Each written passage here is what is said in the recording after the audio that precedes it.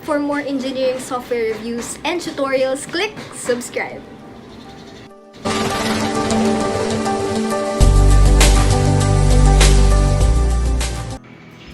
Good day everyone. We're now in lesson 2.2. We'll discuss login form, graphical user interface, and industry settings. To avoid confusion, what program will be open, just click in the Windows icon,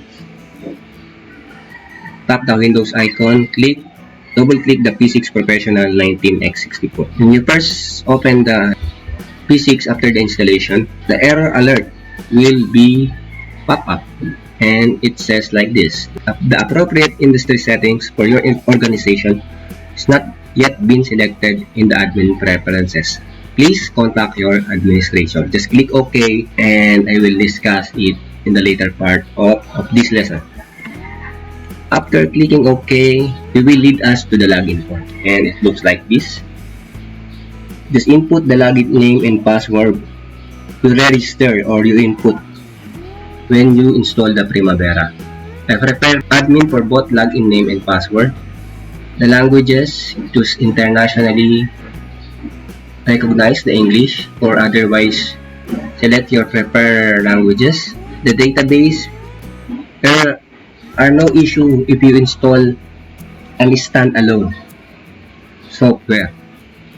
If you have an installer, a cloud-based installer, and you didn't choose the right one, you will not open the Primavera if you did not selected the correct database. Just click connect and it will lead us to the graphical user interface of the P6. The graphical user interface composed of menu bar, toolbars and toolbar buttons, navigation bar, directory bar, main window, forms, and status bar. Of course, it's common in almost all software that have a menu bar located in the top rightmost portion of the software. And the navigation bar here, located in the left side, composed of back, forward, home, the DIR or directory bar, and help.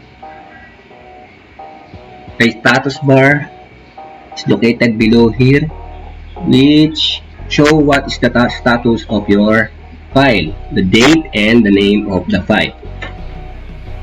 The directory bar composed of some tabs that the main window and the activity form will be dependent on the tabs you selected in the directory bar, and I will elaborate that later. The menu bar composed of file, edit, view, project, enterprise, tools, admin, and help. Toolbar, to view toolbar, just choose in the menu bar, choose view, toolbars, then select the toolbar you want to display. A check mark in the front of the toolbar name or text indicates that this cannot be displayed. The toolbar buttons. This is the toolbar buttons that are common in the projects, WBS, and activities windows. It depends on the user if you choose the menu bar or toolbar buttons in operating or utilizing software. It depends when he or she will be convenient. The main window and the active and the forms will be dependent on the directory bar you selected. Just like this, the project displays the project window, the resources, reports, tracking, WBS, activities, assignment, WPs and docs, expenses, thresholds, issues, and risk. If you select one of these, different window will appear and with corresponding different forms below. For example, if you choose projects, this window project will be appear and project form will appear below. If we choose the WB breakdown structure or WBS, WBS window with corresponding WBS forms below will appear.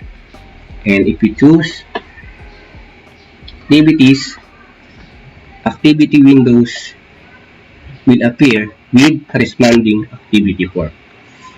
And so on and so forth. We will tackle that one by one as we go on in the series of tutorial. Next, we will proceed to the industry settings.